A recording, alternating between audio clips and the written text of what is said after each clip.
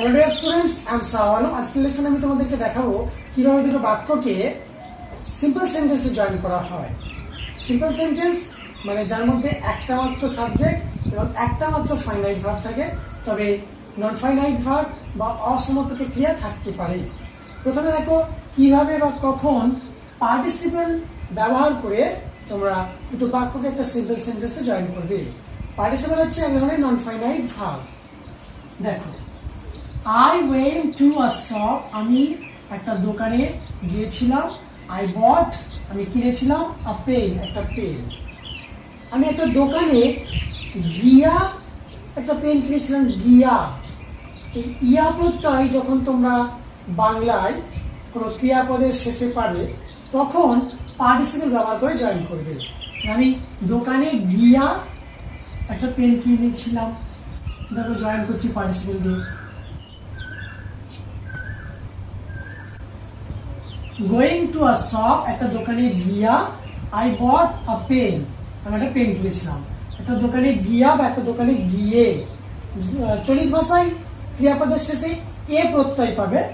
আর তা নাহলে তোমরা বাংলায় দেখবে যে ইয়া প্রত্যয় যখন পাচ্ছ তখন তোমরা পার্টিসিপল ব্যবহার করে দুটো বাক্যকে জয়েন করবে।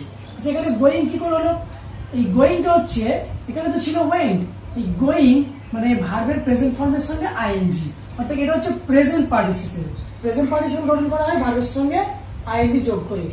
ভার্বের বেস ফর্ম বা প্রেজেন্ট ফর্মের সঙ্গে আইএনজি যোগ করে প্রেজেন্ট পার্টিসিপল গঠন করা হয়। তাহলে কিছু একটা করিয়ে আর একটা করেছি, এইরকম অর্থে তোমরা প্রেজেন্ট পার্টিসিপল ব্যবহার করে দুটো বাক্যকে একটা সিম্পল সেন্টেন্সে জয়েন করতে পারবে। এখানে গোয়িংটা হয়ে গেল নন ফাইনাইট ভার্ব মানে অসমাপিত ক্রিয়া। গোয়িং টু আ শপ, একটা দোকানে গিয়া। আই বট আ পেন, আমি একটা পেন কিনেছিলাম। তাহলে এই বাক্যে একটাই সাবজেক্ট হয়ে গেল, একটা ফাইনাইট ভার্ব আর নন ফাইনাইট ভার্ব হয়ে গেল। অর্থাৎ দুটো বাক্যের মধ্যে দুটো যে ফাইনাইট ভার্ব ছিল একটাকে নন ফাইনাইট করে দেওয়া হলো। এবার দুয়ের দাগেরটা দেখো, হি ওয়াজ পুয়ার, সে গরিব ছিল। He could not help me, সে আমাকে সাহায্য করতে পারেনি। গরিব হওয়ায় সে আমাকে সাহায্য করতে পারেনি। তবে এখানে আমাকে সাহায্য করতে পারে তার কারণ সে গরিব ছিল। গরিব হওয়ায় এখানে তোমরা পার্টিসিপল ব্যবহার করে জয়েন করতে পারবে। কারণ বোঝালে দেখো পার্টিসিপল ব্যবহার করতে পারবে। গরিব হওয়ায়, দেখো কিভাবে জয়েন হচ্ছে। তাহলে এই যে বি ভার্ব ওয়াজ ছিল ওটা বিইং হয়ে গেল, আইএনজি যোগ করে দেওয়া হলো, তার মানে এটা প্রেজেন্ট পার্টিসিপল।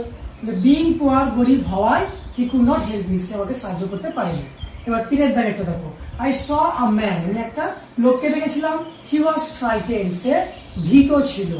আমি একটা লোককে দেখেছিলাম, সে ভীত ছিল। এই যে ফ্রাইটেন্ড, এইটা লোকটা কেমন সেটা লোকটার বর্ণনা করছে। লোকটা কেমন ছিল? ফ্রাইটেন্ড, ভীত। তাহলে এটা অ্যাডজেক্টিভ এবং এটা হচ্ছে পাস্ট পার্টিসিপল। এখানে পাস্ট পার্টিসিপলটা অ্যাডজেক্টিভ রূপে রয়েছে। মানে প্রেজেন্ট পার্টিসিপল যেটা আগে বললাম যে ভার্বের বেস ফর্মের সঙ্গে বা প্রেজেন্ট ফর্মের সঙ্গে আইএনজি যোগ করে গঠন করা হয়, আর ভার্বের সাথে ইডি বা ডি বা টি ইত্যাদি যোগ করে পাস্ট পার্টিসিপল গঠন করা হয়। তো এরকম যখন দেখবে পাস্ট পার্টিসিপলটা বা কোনো পার্টিসিপল যখন অ্যাডজেক্টিভ রূপে থাকবে তখন সেই অ্যাডজেক্টিভটাকে তোমরা নাউনের আগে বসিয়ে দিয়ে জয়েন করতে পারবে। আই স আ ম্যান, আমি এক লোককে দেখেছিলাম। হি ওয়াজ ফ্রাইটেন্ড, সে ভীত ছিল। তার মানে কি আমি একজন ভীত লোককে দেখেছিলাম। তাহলে এই যে ম্যান, এই নাউনটার আগে এই অ্যাডজেক্টিভটা নিয়ে এসে জয়েন করা যাবে। দেখো, আই স, আমি দেখেছিলাম আ ফ্রাইটেন্ড ম্যান, একজন ভীত লোককে। এখানে পার্টিসিপল ব্যবহার করে জয়েন করা হয়েছে দুটো বাক্যকে সিম্পল সেন্টেন্সে। এবার দেখো কিভাবে ইনফিনিটিভ ব্যবহার করে বা কখন ইনফিনিটিভ ব্যবহার করে দুটো বাক্যকে একটা সরল বাক্যে জয়েন করবে। উই ফাস্ট, আমরা উপোস করি। We want to stay fit, আমরা ফিট থাকতে চাই। কিছু উদ্দেশ্য বোঝালে ইনফিনিটিভ ব্যবহার করে তোমরা দুটো বাক্যকে একটা সরল বাক্যে জয়েন করতে পারবে। দেখো জয়েন করছি। উই ফাস্ট, আমরা উপোস করি। টু স্টে ফিট, ফিট থাকতে বা ফিট থাকার উদ্দেশ্যে আমরা উপোস করি। আচ্ছা, ইনফিনিটিভ হচ্ছে এক ধরনের নন ফাইনাইট ভার্ব ফর্ম মানে অসমাপিকা ক্রিয়ারূপ। ইনফিনিটিভ হচ্ছে ভার্বের বেস ফর্ম, মূল ফর্ম। এবং যার আগে একটা মার্কার বা চিহ্ন টু থাকে। এই টু স্টে এটা হচ্ছে ইনফিনিটিভ। যখন দুটো বাক্যের মধ্যে একটা বাক্যে দেখতে পাবে ইনফিনিটিভ রয়েছে, কি করে বুঝবে ইনফিনিটিভ হয়েছে বললাম, মার্কার টু তারপরে থাকবে ভার্বের প্রেজেন্ট ফর্ম বা বেস ফর্ম, তখন ইনফিনিটিভ রয়েছে বুঝতে পারবে। তো ইনফিনিটিভ থাকলে ওই ইনফিনিটিভটা বসিয়ে দেবে এবং তারপরে যে শব্দ বা যে শব্দগুলো থাকবে সেগুলো বসিয়ে দুটো বাক্যকে একটা সিম্পল সেন্টেন্সে জয়েন করে দেবে। তাহলে প্রথম যে বাক্যটা উই ফার্স্ট, উই সাবজেক্ট বসে গেল, ফার্স্ট এই ভার্বটা বসে গেল। আর দ্বিতীয় বাক্যের যে সাবজেক্ট উই এটা তুলে দেওয়া হলো, কারণ সিম্পল সেন্টেন্সে একটাই সাবজেক্ট থাকে। আচ্ছা এই ওয়ান্ট এই ফাইনাইট ভার্বটা তুলে দেওয়া হলো, দিয়ে এই non finite verb form to stay ইনফিনিটিভটাকে ব্যবহার করা হলো এবং তারপরে যে শব্দ বা যে সমস্ত শব্দ থাকবে সেগুলো বসিয়ে দেবে। উই ফার্স্ট আমরা উপোস করি, টু স্টে ফিট, ফিট থাকতে। কিছু করতে বোঝালে তোমরা ইনফিনিটিভ ব্যবহার করবে, কিছু করতে, এখানে হচ্ছে থাকতে, টু স্টে। তাহলে উদ্দেশ্য বোঝালে ইনফিনিটিভ ব্যবহার করে দুটো বাক্যকে একটা সরল বাক্যে জয়েন করতে পারবে। এবার দুইয়ের দাগেটা দেখো, আই হ্যাভ আ কার, আমার একটা গাড়ি আছে, I wish to sell it, আমি এটা বেচতে চাই। তাহলে এখানে টু সেল এটা হচ্ছে ইনফিনিটিভ, টু মার্কার রয়েছে আর সেল প্রেজেন্ট ফর্ম। তাহলে এই ইনফিনিটিভটা ব্যবহার করে তার আগে এই বাক্যে যে সাবজেক্ট আই আছে তুলে দাও, উইশ যে ফাইনাইট ভার্ব আছে তুলে দাও, তুলে দিয়ে এই ইনফিনিটিভ ফর্মটা ব্যবহার করে জয়েন করে দাও, I have a car to sell. I have a car, আমার একটা গাড়ি আছে, টু সেল বিক্রি করার জন্য। দ্বিতীয় বাক্যে যে সেলের পরে ইট এটা তুলে দেওয়া হলো, ইট এটা, এটা মানে কোনটা, কার, ওটা এখানে আগে বলা হয়েছে, ব্যবহার করা হয়েছে, তাই এটা ব্যবহার করতে হবে না, বসাতে হবে না। তাহলে যে বাক্যে ইনফিনিটিভ দেখতে পাবে সেই ইনফিনিটিভ মানে নন ফাইনাইট ভার্ব ফর্ম, সেই বাক্যের ইনফিনিটিভ নন ফাইনাইট ভার্ব ফর্মটা ব্যবহার করবে আর ওই ইনফিনিটিভ যে বাক্যে আছে সেই বাক্যের সাবজেক্ট আর ফাইনাইট ভার্ব তুলে দেবে, দিলে দুটো বাক্য একটা সিম্পল সেন্টেন্স হয়ে যাবে। এবার তিনের দাগেরটা দেখো, হি ইজ ভেরি উইক, সে খুব দুর্বল, হি ক্যান নট ওয়াক, সে হাঁটতে পারে না। সে খুব দুর্বল, তার ফল কি, সে হাঁটতে পারে না। ফলাফল বোঝালে ইনফিনিটিভ ব্যবহার করে দুটো বাক্যকে একটা সরল বাক্যে জয়েন করতে পারবে। দেখো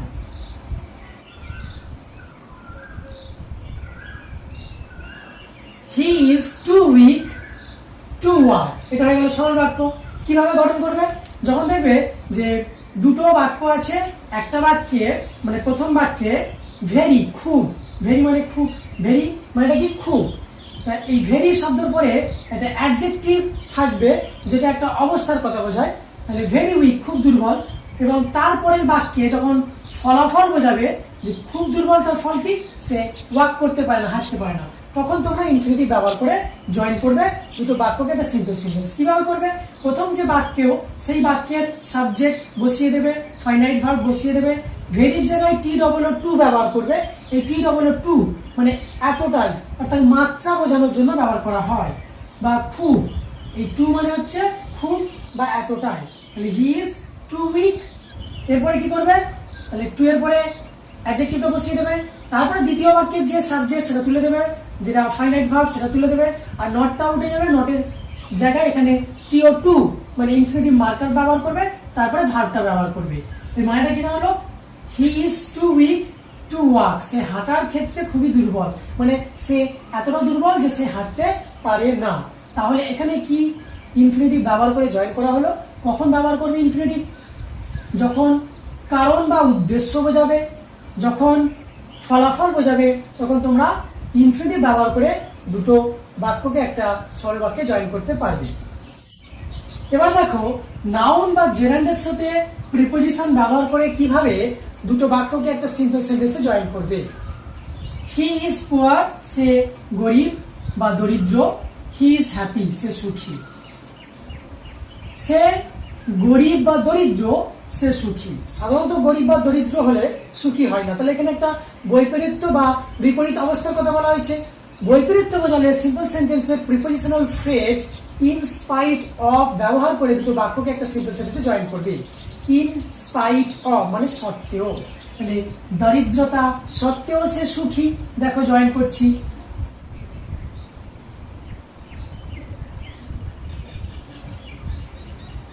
in spite of his poverty, তার দারিদ্রতা সত্ত্বেও সে সুখী। হি ইজ হ্যাপি, সে সুখী।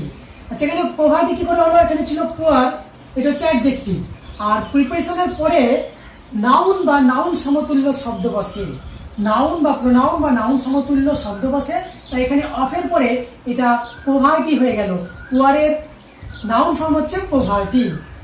তার দারিদ্রতা সত্ত্বেও সে সুখী। বৈপরীত্য বোঝালে ইন স্পাইট অফ এই প্রিপোজিশনাল ফ্রেজ ব্যবহার করবে। এবার দুইয়ের দাগেটা দেখো, সি ইজ ইল, সে অসুস্থ। সি ক্যান নট কাম, সে আসতে পারবে না। এখানে কারণ বোঝাচ্ছে সে আসতে পারবে না, কারণ তার অসুস্থতা, তার অসুস্থতার কারণে সে আসতে পারবে না। আর যখন কারণ বোঝাবে তখন সিম্পল সেন্টেন্সে জয়েন করতে গেলে অন অ্যাকাউন্ট অফ বা বিকজ অফ প্রিপোজিশনাল ফ্রেজ ব্যবহার করে জয়েন করতে হবে। দেখো,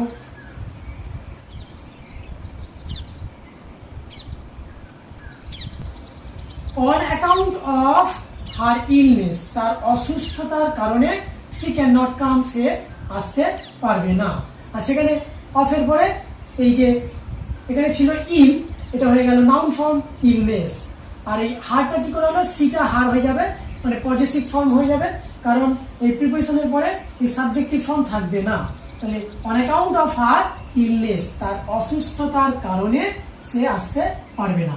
অন অ্যাকাউন্ট অফের পরিবর্তে বিকজ অফও ব্যবহার করতে পারো। তাহলে কারণ বোঝালে সিম্পল সেন্টেন্সে অন অ্যাকাউন্ট অফ বা বিকজ অফ প্রিপোজিশনাল ফ্রেজ ব্যবহার করে দুটো বাক্যে জয়েন করবে। তিনের দাগেরটা দেখো, আই লাইক টি, আমি চা পছন্দ করি। আই লাইক কফি, আমি কফি পছন্দ করি। তাহলে চা ছাড়া আমি কফি পছন্দ করি। ছাড়া মানে চাও পছন্দ করি, কফিও পছন্দ করি। এটা এবং ওটা এইরকম অর্থে বা এ এবং সে এইরকম অর্থে তোমাদেরকে ব্যবহার করতে হবে প্রিপোজিশন বিসাইডস। বিসাইডস মানে ছাড়া। তাহলে চা পছন্দ করা ছাড়া আমি কফি পছন্দ করি। দেখো, জয়েন করছি।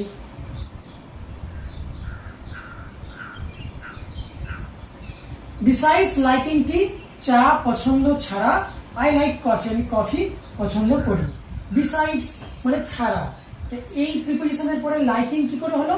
এখানে ছিল লাইক, প্রিপোজিশনের পরে আগেই বলেছি নাউন বা নাউন সমতুল্য শব্দ বা প্রোনাউন বসে। লাইকটা তো ভার্ব, তাহলে একে নাউন সমতুল্য করতে গেলে কি করতে হবে? এর সঙ্গে আইএনজি যোগ করতে হবে। আর এই নাউন সমতুল্য শব্দ বা ভার্ব যার সঙ্গে আইএনজি থাকে এবং যেটা নাউনের মতো কাজ করে তাকে বলে জেরান্ড। এটা হচ্ছে জেরান্ড। বিসাইডস লাইকিং টি, চা পছন্দ ছাড়া, আই লাইক কফি, আমি কফি পছন্দ করি। তাহলে এটা বা ওটা দুটো এইরকম অর্থে তোমরা বিসাইড কথাটা ব্যবহার করবে। বিসাইডস মানে ছাড়া। এইভাবে নাউন বা জেরান্ডের সাথে প্রিপোজিশন ব্যবহার করে তোমরা দুটো বাক্যকে সিম্পল সেন্টেন্সে জয়েন করবে।